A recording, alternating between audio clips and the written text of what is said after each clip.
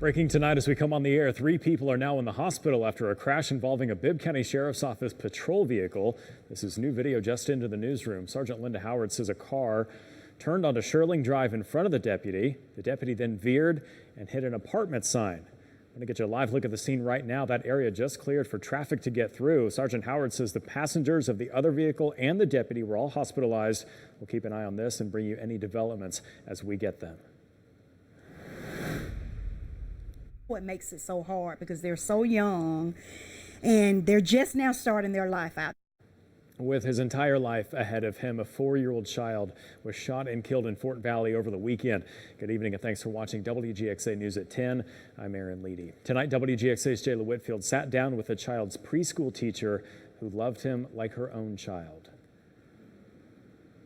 Aaron, the death of Braden has changed the lives of the people that love him most. His preschool teacher is one of those people. She tells me she remembers him as being energetic, full of life, and kind. This is Braden. Braden was shot and killed Saturday just before noon. Braden was only 4 years old. Had I heard the news or had I seen the news? And I was like, no, what's going on? Shawanza Lockett was Braden's preschool teacher last year at Fort Valley Head Start. She found out Saturday that Braden was gone. I just lost it. My husband had to help calm me down because it was just, I couldn't believe it, unbelievable.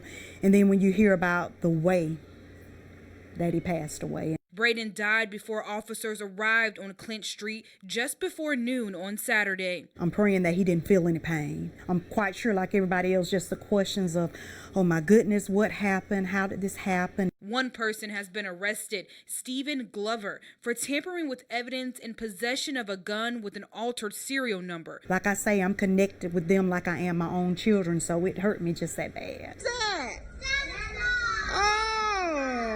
Y'all gonna tell them, hey? It's almost like we are their second mothers. I mean, sometimes the kids, they get so attached to you, sometimes they will call you mom or they'll call you grandmama or auntie or whoever you're close with. At 4 years old, Braden is gone and the dreams that he had will never become a reality. And he would just run. So the other teacher in the room and I would always say that he was going to be a football player. Lockett says she just hopes Braden knew one thing. I just pray that he knew just how much I loved him and just how much I cared about him. Now, the detectives in the case say this is the beginning stages of the investigation. More charges are expected, and anyone with information can contact the Fort Valley Police Department. That number is 478-825-3383.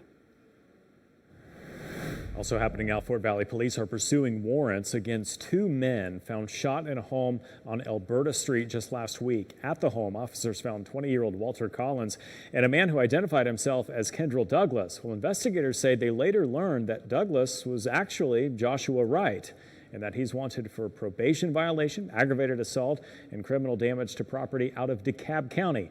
Police say they'll take warrants out against Wright and Collins for obstruction and giving false information in that case.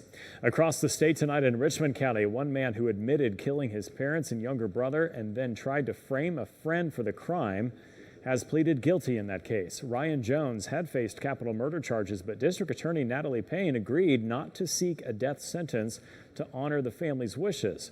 The judge imposed a life sentence without parole after Jones's plea. Teenage hunger is leading to violence in the community, and the Bibb County Sheriff's Office says teens are stealing food, not for the thrill of it, but out of necessity. There are options when it comes to getting food. Backpack Ministry Coordinator Brenda Lambert says her organization, along with the school district, are there to help. Teachers are there for them to talk to, and lots of times the teenagers don't want to do that. The little kids we don't have any problems with. It's the older kids lots of times that don't want to say that they're hungry. They may be embarrassed. But we're there to help, and we would love to be able to provide food, to know that you know, a child's or a student's not going hungry on the weekend. Her backpack ministry feeds more than 1,700 students a week. Good evening, everyone. Jeff Cox with you in the Skywatch Weather Center on this Monday night. Another day, another record, another triple digit. 100 the high in Macon. I mean, just killing the old records. I mean, today's record, 95, set all the way back in 1954, and we didn't just barely beat it. 5 degrees is a big deal when you're talking about extremes. Macon, not the only triple digit today. Sandersville up in Washington County, also hitting 100 this afternoon. Dublin, you were close at 99. Eastman at 98, the same in Warner Robins. Milledgeville, Perry, 97. Butler at 96. Sparta at 96 as well. Just incredibly hot, and there's more heat to come before the week is over. Tonight, it's still pretty uncomfortable. Upper 70s and low 80s across the region. One of our hotter spots, 84 right now in Soperton. We look ahead to your Tuesday with our school day forecast. Mid-70s at the bus stop, close to 90 by lunchtime, certainly in the 90s for the ride home. More heat to come, but big changes too. We've got a lot to go over. I'll break down the changes we expect, plus your tropical update. That and the 10-day. It's all coming up in just a few minutes. All right, thanks, Jeff. Well, new tonight, this September is one for the record books, ranking in the top 5 hottest Septembers on record, putting some of Georgia's most valuable crops in jeopardy. Meteorologist Jake Mammon spoke to Pearson Farms in Fort Valley to check in on the fall harvest and see how the heat is affecting production there. Jake. Aaron, farmers are hard at work harvesting this year's fall crops. Those crops include peanuts, cotton, soybeans, and pecans, along with a few others.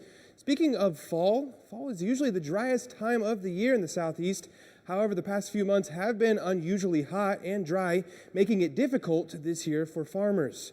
Most of middle Georgia is now under severe drought conditions, putting a tremendous amount of stress on some of the crops. Lawton Pearson of Pearson Farms says the heat has been rather unbearable, and despite it being hot and dry, irrigation has helped keep pecans healthy.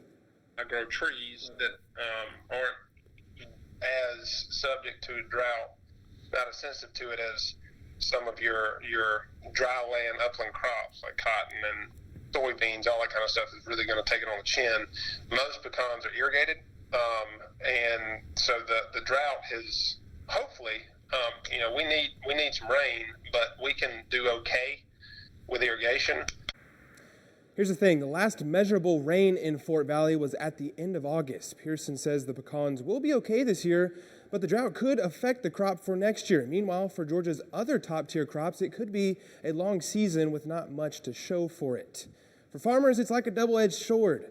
We never wish for direct hits from hurricanes, but some tropical moisture would sure do us justice during the drier months of the year. In the Skywatch Weather Center, I'm meteorologist Jake Mammon.